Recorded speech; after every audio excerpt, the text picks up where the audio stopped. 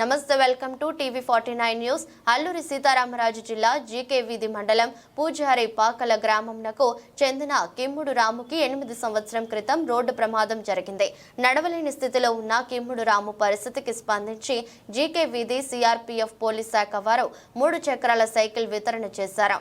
ఈ 3 చక్రాల సైకిల్ కొన్ని సంవత్సరాలు పనిచేసి తర్వాత పాడైపోయింది. అప్పటి నుండి 2 చంకల్లో కర్రల సాయంతో నడక సాగిస్తున్నారు. వర్షాకాలం వచ్చిందంటే నరక యాతనం పడుతున్నారు. కావున గవర్నమెంట్ అధికారులు ద్విచక్ర వాహనం సమకూర్చాలని కోరుతున్నారు. గ్రామం పూజరపకల్ సార్, తర్వాత గూడెం కొత్త మండలం సార్, తర్వాత అల్లూరు జిల్లా సార్, అల్లూరు జిల్లా.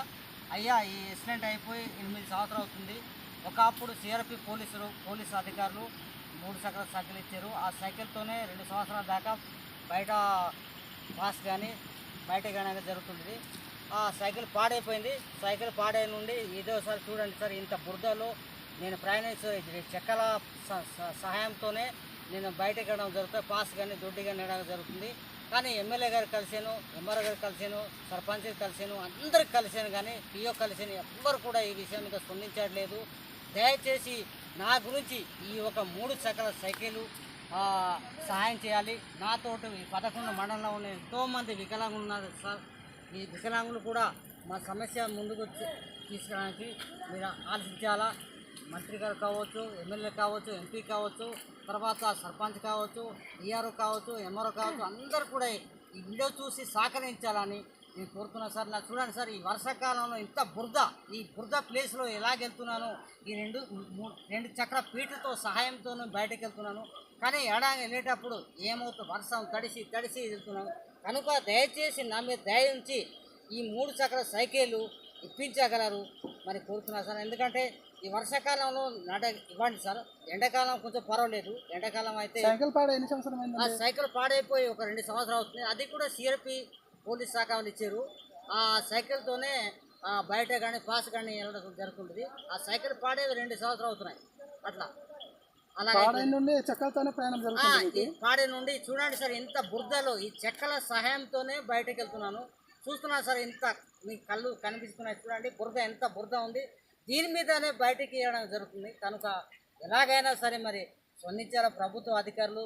నా కష్టాలు మీరు అర్థం చేసుకొని 3 చక్రాల సైకిల్ ఇప్పించగలరని కోరుతున్నాను సార్. అలాగే మరి నాకైతే బాత్రూమ్ గట్ట ఏమి లేవు సార్.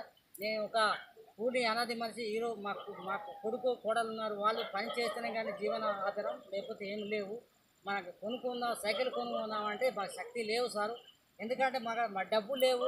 కొనుక్కున్న సైకిల్ కొనుక్కంటే 20,000 30,000 కావచ్చు. అంతా మాకు ఆ తోమత మాకు లేవు. కనుక మీరు దయ ఉంచి ఒక 3 సైకిల్ని ఇప్పించగలనని ప్రభుత్వాలకి కోరుతున్నాను. ఏ ఎమ్మెల్యే కావచ్చు, ఎంపీ కావచ్చు, సర్పంచ్ కావచ్చు, ఈఆర్ఓ కావచ్చు, అందరూ కూడా ఈ ఫోటో చూసి ఈ సమస్య చూసి పరిష్కరించాలని మరి కోరుతున్నాను నేను. మరి అందుకోసం దయచూసి చూస్తున్నాను సార్, ఎంత బురద మీ కళ్ళ ముందు కనిపిస్తాయి. ఈ చక్రాలు ఎలాగ నడుపుతున్నాను, ఏ విధంగా ప్రయాణించు ఒక్కసారి చూడండి సార్. నేను నగ్గేటప్పుడు మీరు గమనిస్తారు ఏ విధంగా వెళ్తున్నాను. దీంతో పడిపోయినప్పుడు చొక్కాలు కానీ ప్యాంట్లు కానీ ఎన్ని కష్టాలు అవుతాయి. దీంతోనే నేను ప్రయాణం చేస్తున్నాను సార్. బురద ఎలాగున్నా చూడండి సార్, ఇంత కష్టం ఉన్నాయి సార్. మీరు ఒక్కసారి చూడండి సార్, నా పరిస్థితి చూసి నా మీద దయ ఉంచి మరి సైకిల్ ఇప్పించి రాయితే మీకు చనిపోయే వరకు మీకు రుణపడి ఉంటారు కోరుతున్నా సార్. నేను thank you sir. Thank you.